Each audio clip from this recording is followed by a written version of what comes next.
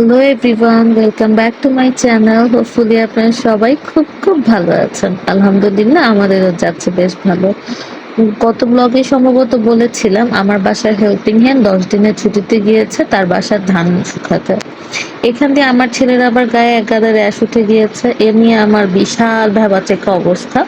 তো আমার শাশুড়ি এখানে আমার জন্য এক বক্স পেঁয়াজ কেটে এবং রুটি বানিয়ে পাঠিয়ে দিয়েছিল, সাথে মানি প্ল্যান্ট গাছগুলো। আর তার ছোট নাতিনের জন্য ছিল এক এক রকমের বিস্কিট। আসলে এগুলো খুব দামি কিছু না হলে এগুলো এই মুহূর্তে আমার জন্য অনেক অনেক অনেক বেশি দামি। এক তো আমি এখন দাঁড়িয়ে অনেকক্ষণ ধরে রুটি বেলতে পারবো না, রামিসা ডিস্টার্ব করবে, বা প্লাস বাসার সব কাজ এখন আমাকেই করতে হচ্ছে।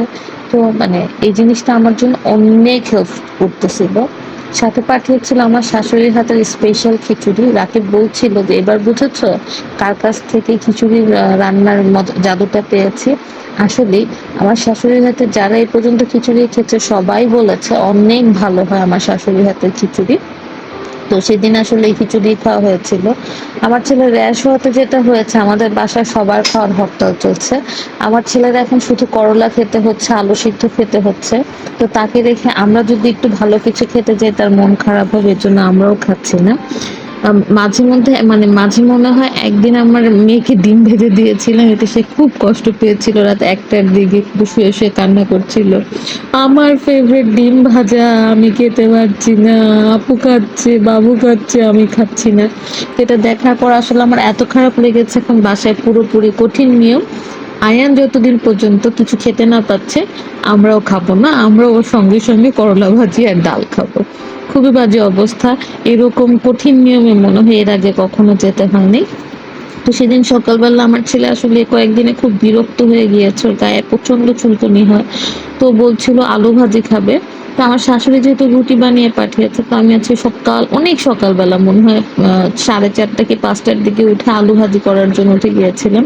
উঠে দেখি একেবারেই গ্যাস নেই, এরকম বাজে অবস্থা যে মানে কতক্ষণ লাগবে আল্লাহ মালুম। তো আলু ভাজি চুলায় নিভু নিভু আছে বসিয়ে দিয়ে আমি বাকি রুমগুলো গুছিয়ে নিচ্ছিলাম। যেহেতু আয়নের শরীর খারাপ, আমি আমার 3 বাচ্চাকে আমার সঙ্গে আমার বেডরুমে ঘুম পাড়িয়েছিলাম।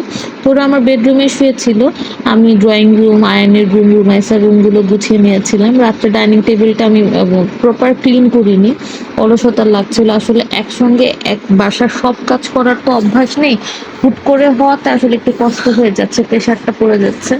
তো আস্তে আস্তে হয়তো গুছিয়ে নিতে পারবো, দেখা যাবে যখন গুছিয়ে নিব প্রেশারটা কমে যাবে, তখনই আমার হেল্পিং হ্যান্ড চলে আসবে। আর কাজ করলে আসলে নিজেরই শরীর ভালো থাকে।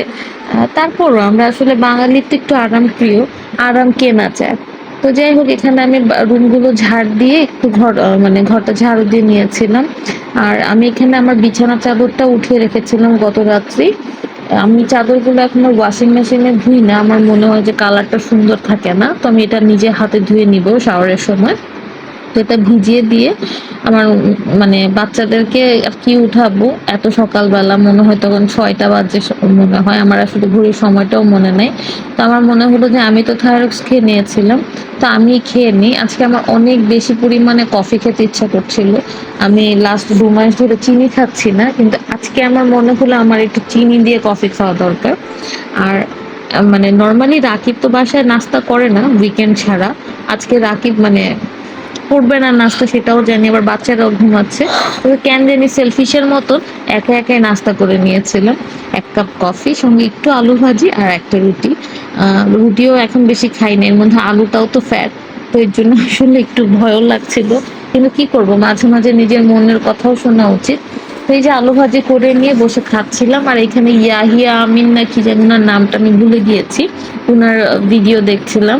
ওনার কাছ থেকে আসলে অনেক কিছুই শেখা যায়। আপনি ভালোটা নিবেন না খারাপটা নিবেন এটা পুরোপুরি আপনার হাতে।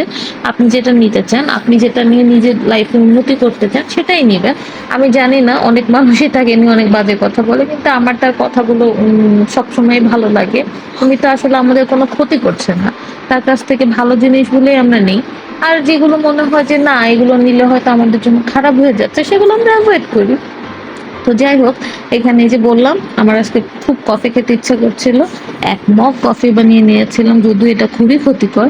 ব্ল্যাক কফি খাওয়া দরকার ছিল, কিন্তু এই মুহূর্তে আমার ব্ল্যাক কফি খাওয়ার একদম ইচ্ছে ছিল না। ইচ্ছে তো করছিল 1 মগ মানে দুধ চা বানিয়ে খাই, সেটা আর খাচ্ছিলাম না। আজকের মতো এই অবধি। সবাই আমার ছেলের জন্য দোয়া করবেন যাতে তাড়াতাড়ি ওর র্যাশটা কেটে যায়, যাতে আমরা আবার চিকেন বিফ যেটাই হোক খাওয়া শুরু করতে পারি। এই করলাময় জীবন আর ভালো লাগছে না। ছেলেকে বলতেও পারছি না যে বাবা এই করলা আর খাওয়া যাচ্ছে না, কারণ ছেলে তাহলে খাবে না। সবাই দোয়া করবেন, ভালো থাকবেন, সুস্থ থাকবেন। আল্লাহ হাফেজ।